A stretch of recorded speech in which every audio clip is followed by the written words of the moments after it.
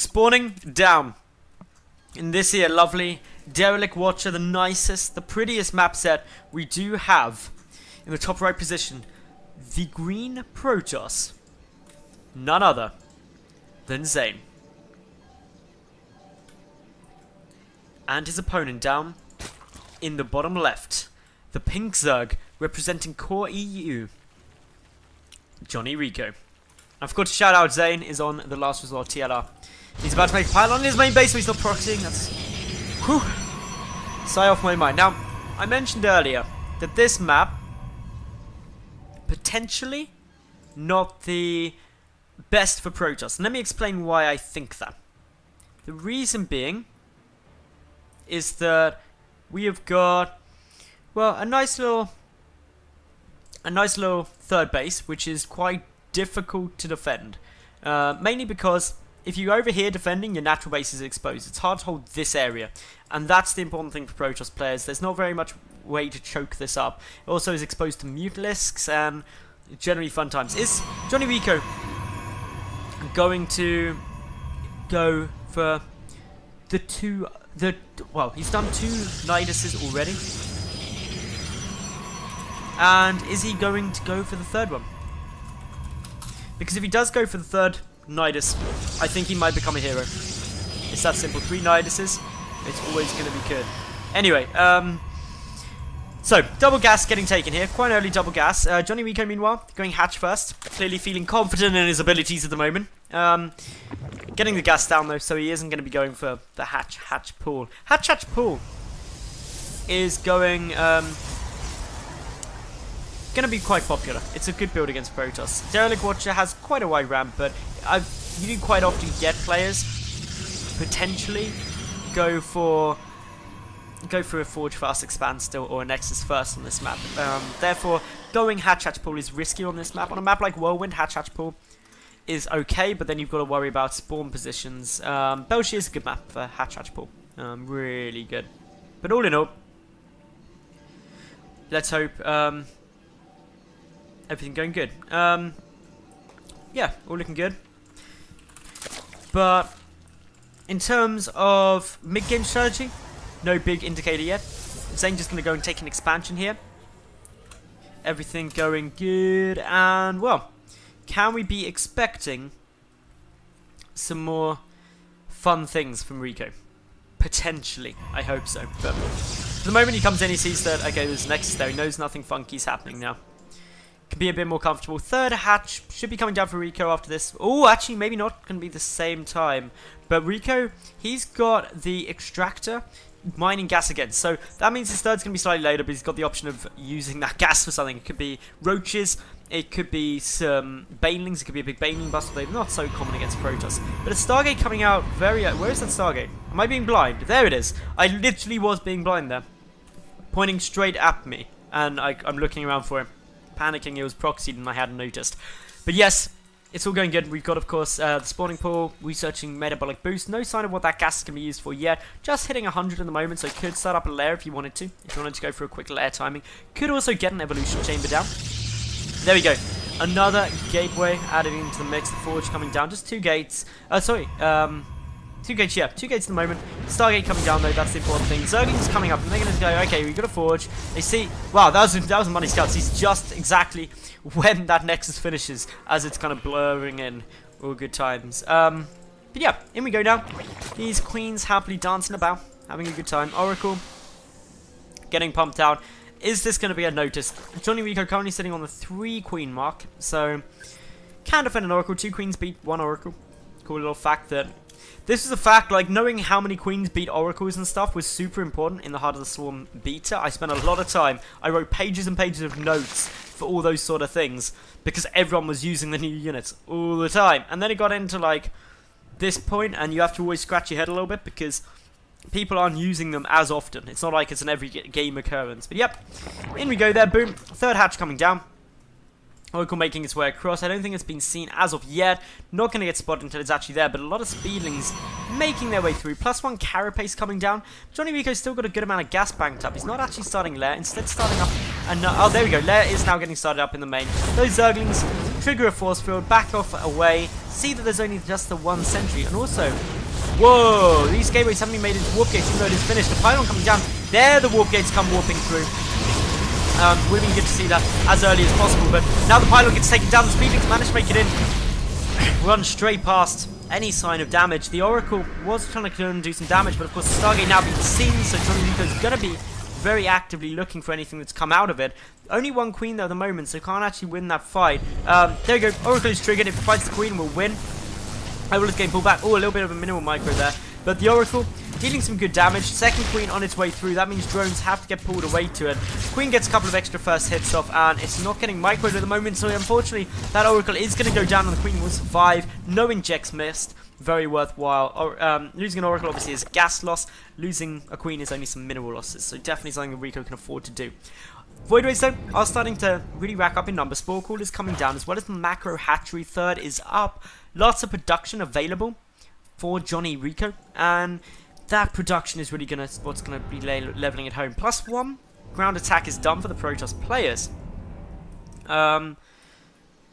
Ultimately, needs more ground units though to make effect of that. Currently a lot of money going into Voidways, but Infestation Pit once more for JonnyREcco. Is he going to be going for Swarm something? Oh no, Speedling streaming back.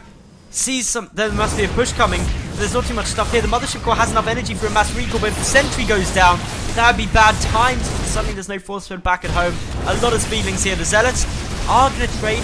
Actually, no, +1 carapace is now done, so the Zealots don't even two-shot the Lings anymore. But yeah, that kind of took a lot of the power out of that push. Obviously, all of the power out of that push, aside from the Voidways. The Speedling's still bouncing around. Infestation Pit is now finished. Pathogen Glands or Enduring Locusts will probably get started fairly quickly. Templar Archives also on its way through. But the Speedling's now headed straight up here. The Voidways could go for some damage, but there's a Spore and 2 Queens there. More than enough to stop those Voidways. Of course, remember, Voidways don't deal bonus damage to Queens because Queens are not armoured.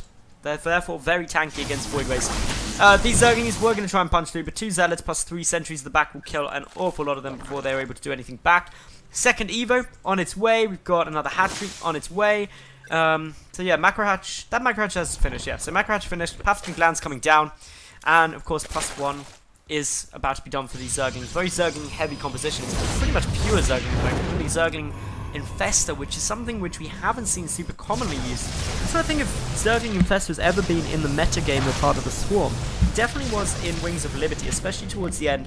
Zergling Infester, and then basically just rush up into Broodlords as quickly as you can, was really popular in Wings of Liberty, especially near the end. But I don't think it's ever been a Heart of the Swarm solid metagame, so it's interesting to see how this works with the heavily upgraded Zerglings. It works well against this sort of composition because the Voidways are very ineffective against Speedlings because there's just so many of them that they don't deal that much damage, and of course they aren't armoured. And the other problem too is that there's no splash damage yet.